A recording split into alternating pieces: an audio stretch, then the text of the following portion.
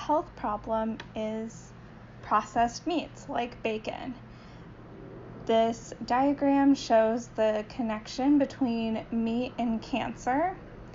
Research from the Cancer Agency for the World Health Organization, the International Agency for Research on Cancer, has determined that processed meat is classified as a Group 1 carcinogen to humans. For our intended audience, we want to focus on 3 populations.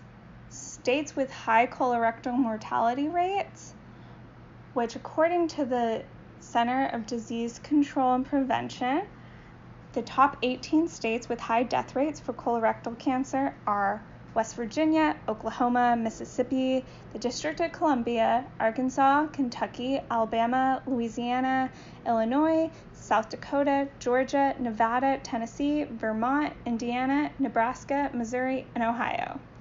Educating the populations of these states can potentially decrease the high mortality rates from colorectal cancer that they are experiencing. The second intended audience would be the producers of processed meats. The top producers of processed meats like Tyson and Smithfield can play a really important role in changing health behaviors around consuming processed meats by creating new product options for consumers that do not include meat items that are processed and carcinogenic.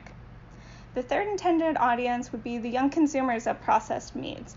A study published in the National Cancer Institute found that young people today have double and quadruple the risk of colon and rectal cancers, respectively compared to those born in the 1950s.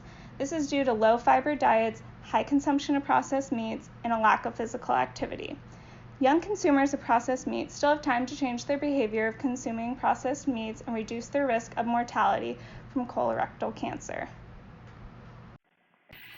For our behavior change theory, we wanted to use the theory of plant behavior.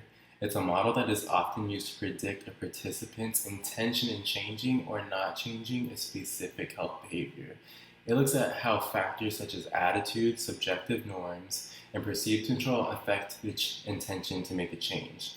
We wanted to focus primarily on how attitude would affect intention in the behavior of consuming carcinogenic meat. We hope that using jarring media such as the cigarettes in a hot dog bun would change people's attitude that they have towards meat, but also along with offering solutions, we hope that it will change people's attitude that they have towards meat alternatives such as a plant-based diet or switching which meats they consume. I'll be covering goals and objectives. Our goal is to reduce processed meat consumption by 50% in the next 5 years. Our objectives are to educate the target population about the risks of eating processed meat by creating a poster that compares processed meat to cigarettes, to ensure the target population know of 1 to 2 healthier alternatives to replace processed meat in their diet, and to increase perceived behavior control of eating healthier alternatives by showing the benefits of not consuming processed meat. For our promotion and educational materials, we were thinking of creating a poster with a really strong graphic of a hot dog bun filled with tobacco products. It can also be another popular meat item like a hamburger filled with tobacco products as well.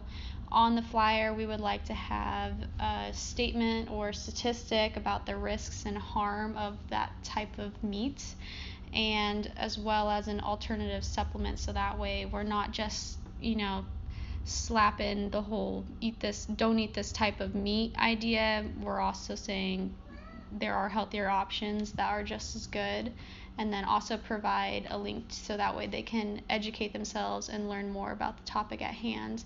We were also thinking of incorporating a video or a comic, something that tells a story, puts the cause more in a story format, so that way maybe people get more interested.